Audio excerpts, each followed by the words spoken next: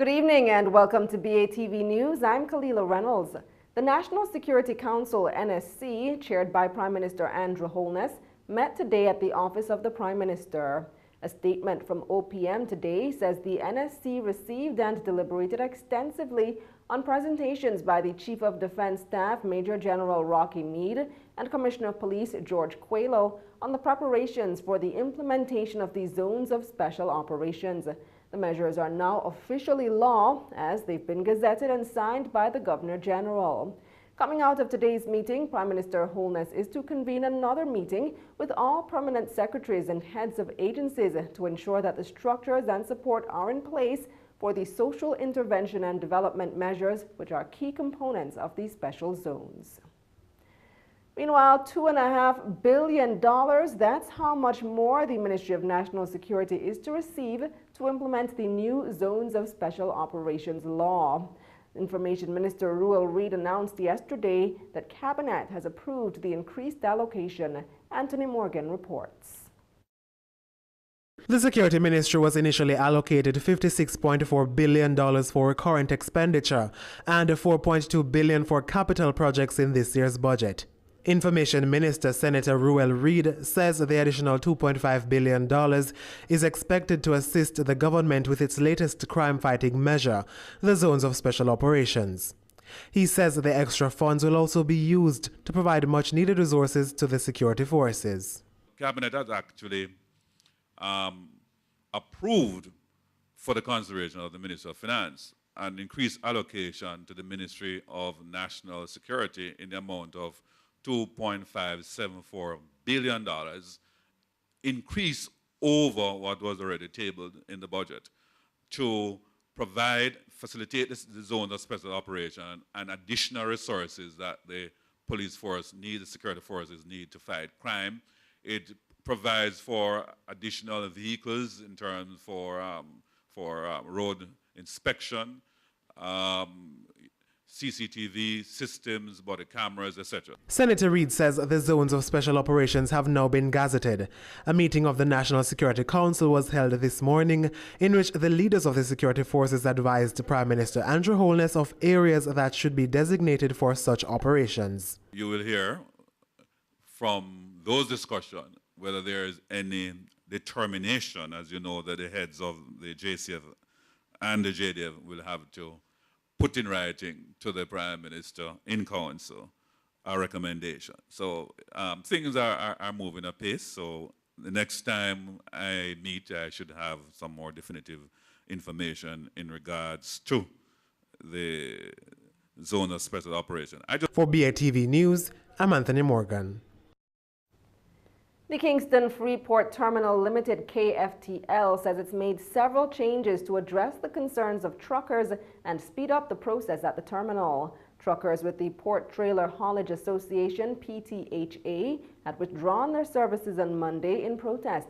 More in this BATV News follow-up. KFTL is responsible for managing the terminal. Port Authority of Jamaica is responsible for scanning of containers, and the Jamaica Customs Agency is in charge of customs clearance. These are the three parties which are crucial to speeding up the daily processes truckers have to undergo. The KFTL says coming out of recent meeting with these parties, several changes were recommended to avoid future exceptional delays, some of which have already been effected. These include gate time. KFTL has utilized all best efforts to have an average gate turnaround time of approximately 30 minutes from its entrance to exit. It says this is subject to the implementation of a new appointment system aimed at preventing congestion at the terminal. Extended hours. KFTL has extended the domestic operations work hours from 8 a.m. to 5 p.m. to 8 a.m. to 7 p.m., an additional 2 hours to help relieve the congestion. The company have also said that there will be no applicable extra charges from the Port Management and Security Limited and Port Authority of Jamaica. In terms of equipment, KFTL has purchased 21 additional straddle carriers, 3 train tractors, and 4 empty container handlers, thus increasing by about 50% the fleet of port equipment. The KFTL says it is also currently in the process of implementing a state-of-the-art terminal operating system, which will enhance overall operations and data management. Changes have also been made to manpower. KFTL has implemented a specialized team of straddle carrier operators assigned specifically to the deliveries area to improve loading or offloading operations. The company says these changes were communicated to the PTHA at a meeting held on June 23, 2017, and they are aware of KFTL's continued willingness and efforts to address the issues outlined. This after the Port Trailer Haulage Association advised the commercial trade community on Monday that owners of trucking companies are withdrawing their services from the Kingston Freeport Terminal Limited in protest of the slow turnaround time being experienced when using that facility. For BATV News, I'm Andrew Laidley. Meanwhile, General Manager of the Port Trailer Haulage Association, PTHA, Ricardo Valentine, says after meetings with stakeholders, he's satisfied with the solutions agreed. He spoke with BATV News this afternoon. Andrew Laidley reports. Mr. Valentine says the KFTL has surpassed his expectations in meeting his association's demands to reduce the turnaround time for truckers at its facilities. Well, coming out of the meeting that we have had with the terminal on Monday, there was some agreement reached in terms of their objective as it relates to the turn time on the terminal. They have actually said that they would be able to offer a turn time much less than what we would have settled for. By that I mean we have asked them to, at least in the initial stage, to give us a turn time of 45 minutes or so for a container. They came back to us and said they'll be able to do 30. This 30, however, only include their movement. It doesn't include the time involved in customs and also the scanning of the document. He says although the agreed turnaround time does not include all parties, he's satisfied that things will get better soon. Having heard from customs and the scanning people, we think that is workable. We feel that this is something, if achieved, would help our members. Based on that, we were very satisfied that we could at least, out of good faith, return to offering our services in all the containers. Mr. Valentine says normal operations have resumed at the KFTL, and truckers have begun to clear the backlog. The truckers have returned to work from last Tuesday. This certainly is in based on our understanding with the terminal, that they will return to work, and we'll observe what the daily activities to determine whether or not we are moving in the right direction. Yesterday, the day that follows was not bad, of course, certainly because of the excess cargo coming out of no operation Monday. It was a little hectic, but smooth enough, and the following day also. So far, we are pretty much happy about the direction that things are going. But it's really a far way to go to get the type of productivity we hope to get through the terminal. The PTHA general manager says his association is willing to partner with the other stakeholders to prevent another protest and improve the efficiency of their work. That we know we are all stakeholders in it, the truckers, the terminal, the customs, the port authority. You know, it is always our objective to work together to make the port very efficient. When we are unable to at least get some minimum turn time on the terminal, it affects our operation, our bottom line.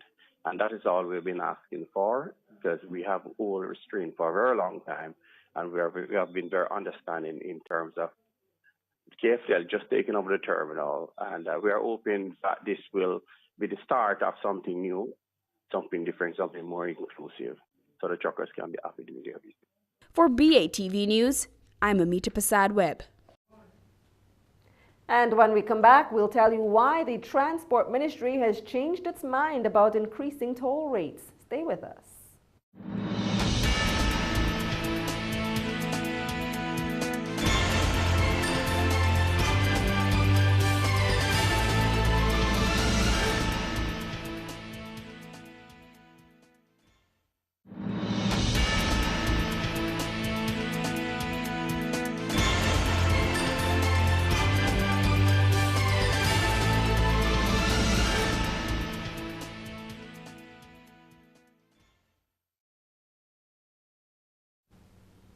Welcome back. The Ministry of Transport has rolled back the increase in toll rates on the North-South Highway. This follows an ease in the shortage of coins. In a statement this afternoon, Transport Minister Mike Henry says the rollback should be effective this weekend. The ministry faced intense criticism at yesterday's sitting of Parliament's Public Administration and Appropriations Committee, PAAC, for its failure to reverse the changes immediately. In April, the ministry had granted approval for operators of the North-South Highway to vary the rates along sections of the toll road due to a shortage in $10 and $20 coins. However, the BOJ has since confirmed that the $10 coin supply is back to normal and that an interim supply of $20 coins was received recently. But in a statement last night, the minister insisted that there could be no immediate rollback of the toll rates. He's now reversed that position. Tourism Minister Ed Bartlett says the country is on target to reach or surpass 5 million visitors by 2021.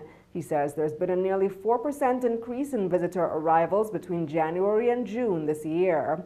Minister Bartlett was speaking at a post-cabinet press briefing yesterday. Anthony Morgan reports.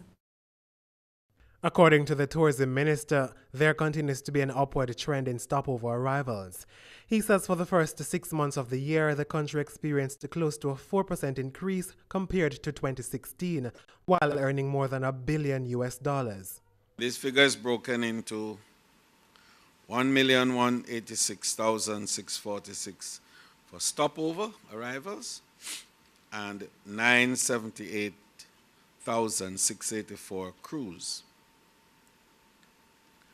In addition, we earned during that first 6 months $1.46 billion, a remarkable 7.5% increase over last year. And the minister says July is already yielding positive results. Ed Bartlett says for the first 2 weeks of this month, the country has seen a nearly 15% increase in stopover visitors over last year. And I want to background this against the fact that July last year was the biggest month in the history of tourism for visitor arrivals in the country.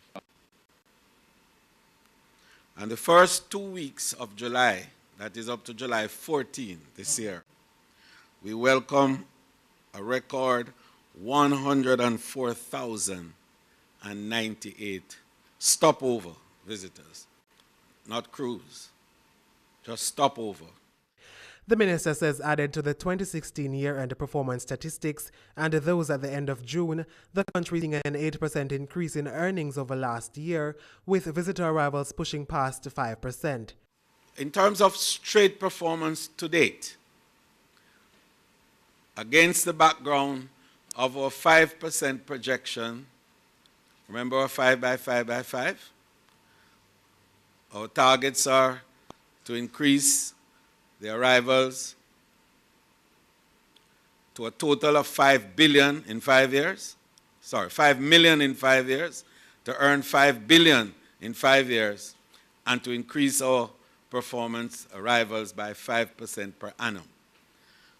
We are ahead of that target in the first 6 months of the year. He adds that the country is ahead in the first 6 months of its target to have 5 million arrivals in the next 5 years. For BATV News, I'm Anthony Morgan.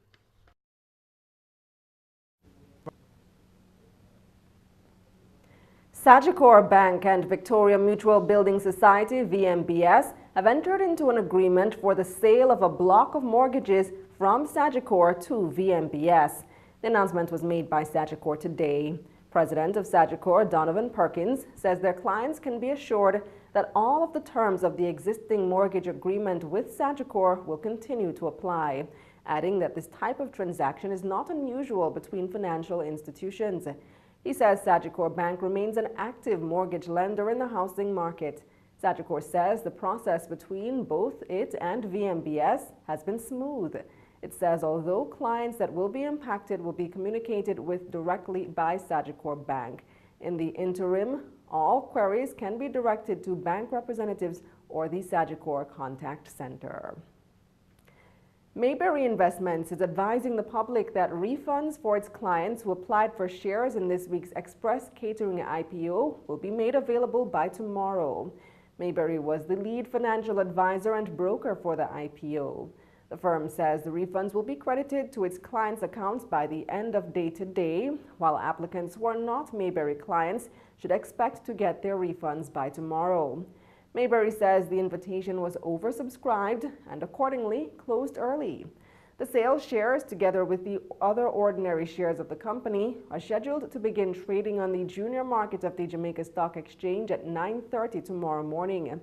The occasion will be marked by a listing ceremony in Montego Bay. The first time ever a listing ceremony will be held outside of the JSC's offices.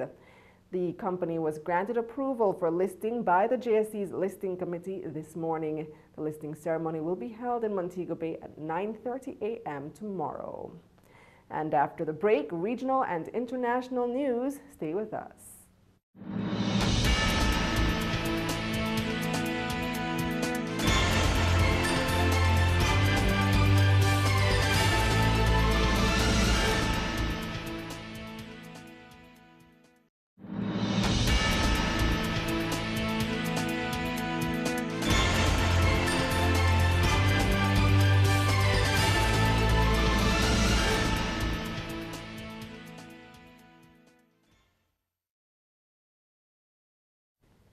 Welcome back. It's time now for regional and international news. Many Venezuelan streets were barricaded and deserted on Thursday for a strike called by foes of President Nicolas Maduro to demand elections and the scrapping of plans for a new Congress they fear will institute dictatorship.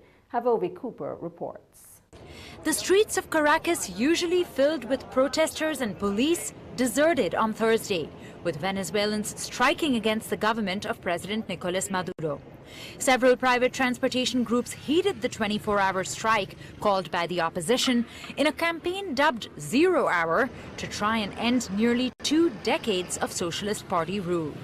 In other parts, it's a day of disruption. Students and activists hauling trash bags and furniture into streets to form barriers, and families keeping their kids home in case of violence. The opposition is demanding a presidential election and calling on Maduro to ditch a plan for a new Congress they fear would institute dictatorship. U.S. President Donald Trump weighed into the dispute this week, threatening economic sanctions if the July 30th vote for the Assembly goes ahead. The European Central Bank left its ultra-easy monetary policy stance unchanged as expected on Thursday, keeping rates at record lows and even leaving the door open to more asset buys if the outlook worsens. David Pollard reports. After a June shock, there was little surprise for July. Hawkish remarks that sent bond yields and the euro soaring just over 3 weeks ago now superseded, as expected, by a more dovish ECB governor. A very substantial degree of monetary accommodation is still needed. Draghi underlining the same thought later during his news conference. We need to be persistent and patient because we aren't there yet. His remarks sent the euro to a 2-day low before it recovered again. Analysts quick to point out what the worry was. One word for the ECB, that's inflation. The inflation print in Europe at the moment in the Eurozone is 1.3%. Of course, Mario Draghi's got this 2% target. He's not hitting it, despite the fact that PMIs, a lot of the cyclical indicators are really picking up quite strongly. There's a decent growth performance. The Eurozone now in its 17th straight quarter of growth, its best run since the financial crisis. That in itself an issue, as a stronger euro keeps the lid on import price pressures. But the ECB's asset purchases are set to go until the end of the year. A decision on whether to wind down nearly 2 trillion euros of stimulus seen as unavoidable. Draghi indicating discussions on that might come in the autumn. As we go into the autumn and that September meeting, markets will be very much looking for the hawks to gain control and push forward towards a reduction in the bond buying programme into 2018 and a gradual reversal of very easy monetary policy. Thank you very much. Thank you. For the moment, though, rates on hold, monthly bond purchases maintained at 60 billion euros.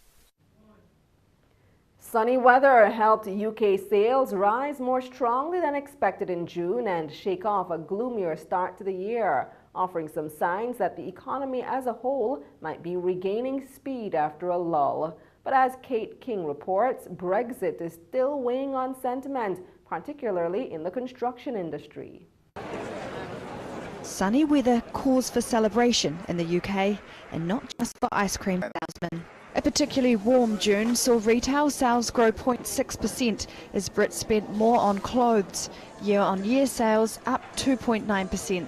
Yeah, my personal view is that we have overplayed the concerns of the UK consumer. Yes, they are buffeted by the weakness in sterling that has pushed up a temporary spike in inflation. But underpinning the consumer performance is strong employment growth, and we've got unemployment at a 42-year low here in the UK. And you also have very accommodative credit conditions. The rush to buy a new outfit offsetting a decline in food and fuel sales. Sterling fairly muted on the figures, with Brexit still leaving little room for complacency. One survey out on Thursday showing the pace of the UK construction industry slowed over the second quarter. Developers tempering plans amid widespread concern that companies will rent less space. It's probably a more timely indicator where international sentiment is. A lot of international money comes into UK construction, particularly in the commercial real estate space and the high-value residential space.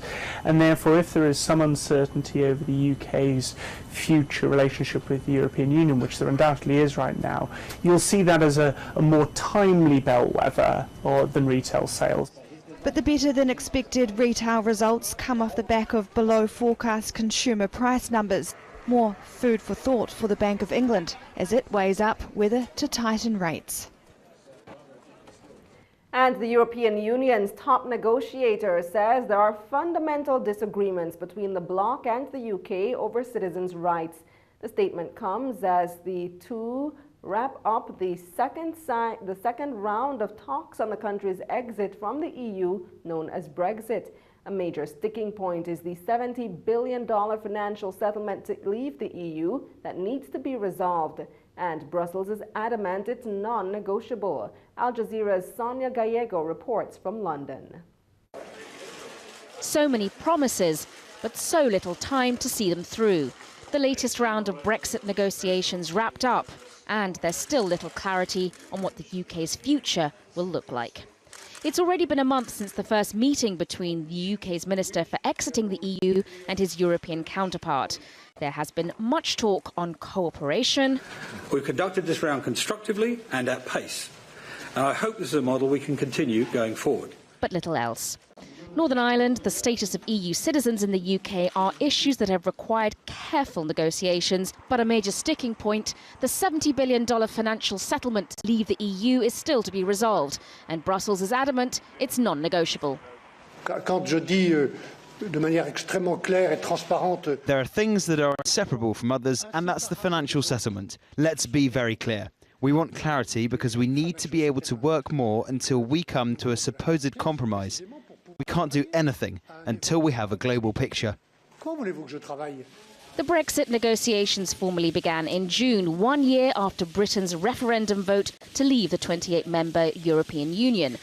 British officials have attempted to reassure EU citizens living in the country that they would keep their existing rights, but anti-Brexit voters remain unconvinced. And the UK has faced criticism that it is unprepared for the enormous task of what lies ahead in the negotiations and risks crashing out without a deal with the EU. But it's not enough to worry Britain's Eurosceptic trade minister, who has said that the UK could manage without one. When we think about it, the free trade agreement that Britain will ultimately have to negotiate with the European Union should be the easiest FTA in the history of mankind, because we begin with zero tariffs and 100% regulatory equivalence. Regardless of where you stand on Brexit, it's certainly not going to be simple. We've seen just on kind of certain industries, such as the nuclear industry, chemicals, agriculture, these are very detailed, difficult sets of arrangements that we have to unwind, that we've been part of for more than 4 decades. Also, the British pound is falling in value, and the government finds itself in an ever-weakened situation, split on which tactic to use. And the clock continues to tick, both in Brussels and Westminster. Sonia Gallego, Al Jazeera, London. Stay with us. Talking Stocks comes up next.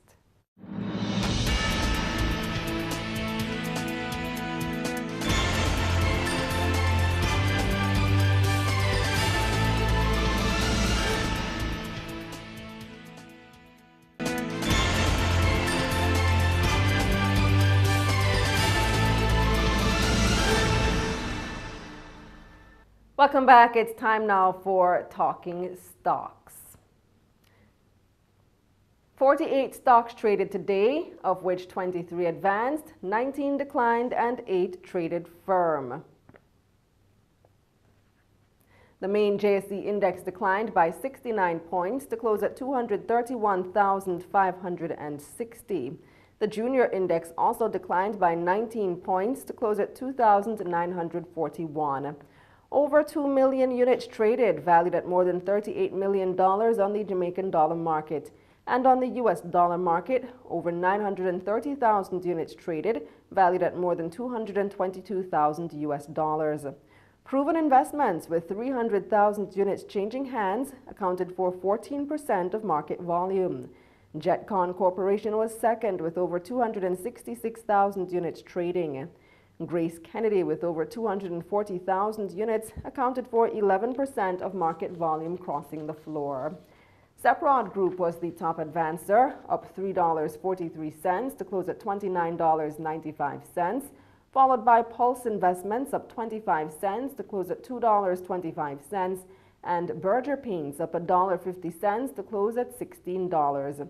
The main decliners were ISP Finance Services, losing $2 to close at $11, followed by Kingston Properties down 85 cents to close at $7.15, and Salada Foods down $1 to close at $9. And that's the news, but before we go, a recap of our top story. The National Security Council, NSC, chaired by Prime Minister Andrew Holness, met today at the office of the Prime Minister as they prepared to implement the zones of special operations. The next step is for the Prime Minister to meet with all permanent secretaries and heads of agencies to ensure that the structures and support are in place for the social intervention and development measures which are key components of the special zones. For more content, visit our website at batvja.com. I'm Kalila Reynolds. Pleasant viewing.